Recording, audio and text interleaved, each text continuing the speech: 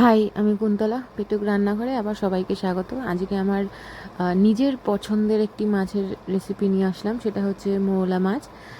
মাছটাকে প্রথমে আমি নুন আর হলুদ দিয়ে ভালো করে মাখিয়ে নিলাম, কারণ মাছটা আমি ভেজে নেব।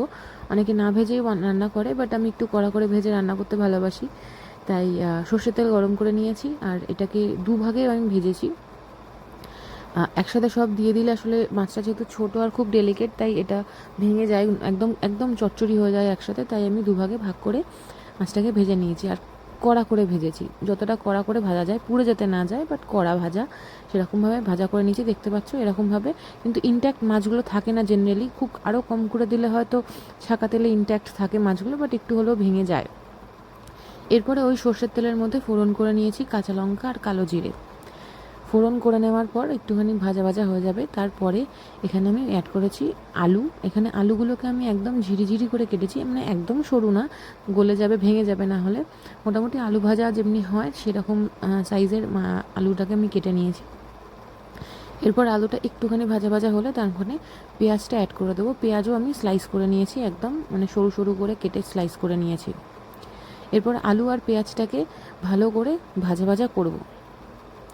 আমি জেনারেলি রান্নায় কোনো রকম মশলা মানে রেয়ারলি আমি ইউজ করি, খুব হালকাভাবেই করার চেষ্টা করি।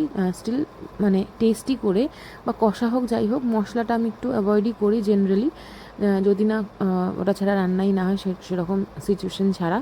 এখানে তারপর আমি হলুদ অ্যাড করলাম। হলুদ অ্যাড করে ভালো করে আরও একটুখানি নাড়াচাড়া করে নেব।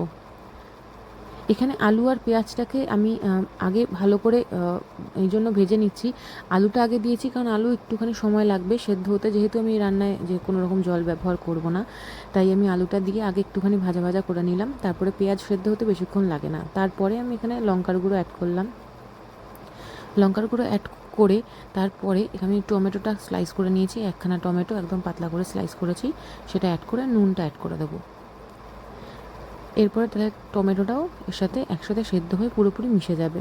এইটাই হচ্ছে মেন রান্না, এইটাই মেনলি করতে হবে। এখানে আর এক্সট্রা কিছু করার নেই এই রান্নাটার মধ্যে। ভালো করে ঢাকা দিয়ে আমি অনেকক্ষণ নাড়াচাড়া করেছি। হালকা একটুখানি আমি জল দিয়েছি যাতে আলুটা ভালো মতো সেদ্ধ হয়ে যায়, মানে এই জলটাই শুকিয়ে দেব। এখানে আলাদা করে ঝোল কোনো রকম আমি তৈরি করছি না। সেদ্ধ করার জন্য আমি লো ফ্লেমে রেখে ঢাকা দিয়ে অনেকক্ষণ এটাকে রান্না করেছি। করে জলটাও দেখতে পাচ্ছ একদম শুকিয়ে গেছে। এরপরে আরও কিছুক্ষণ জিনিসটাকে ভালো করে ভাজা ভাজা করে নেব। এখানে রান্নাটা পুরোপুরি শুকনো হবে। এরপরে যে মাছটা ভেজে রেখেছিলাম সেই মাছটাও অ্যাড করে দেবো। মাছটা দিয়ে কিছুক্ষণ নাড়বো। এই মাছটা যাতে সোক করে যায়, মানে মশলাটা যাতে পুরোপুরিভাবে মাছের মধ্যে ঢুকে যায়, সেই জন্য এটাকে আরও একটুখানি আমি সামান্য জল অ্যাড করে এটাকে ঢাকা দিয়ে কিছুক্ষণ রেখেছি, যাতে মাছটা একটু নরম হয় আর আলু আর টমেটো পেঁয়াজের সাথে ভালো করে মিশে যায়। দেখতে পাচ্ছ চারিদিক থেকে একটু হালকা হালকা তেলও বেরিয়ে এসছে, মানে মাছটা অনেকটা ভাজা ভাজা হয়ে গেছে। এরপর এটার সাথে শুধু নাড়াচাড়া করে নিতে হবে। এটা চচ্চড়ি আমি করেছি, এর একদম মাখা মাখা হবে, মাছটা একদম ইনট্যাক্ট রাখার এখানে কোনো দরকার নেই। হয়ে গেছে আমার রেডি। কেমন লাগলো জানিও। বাই।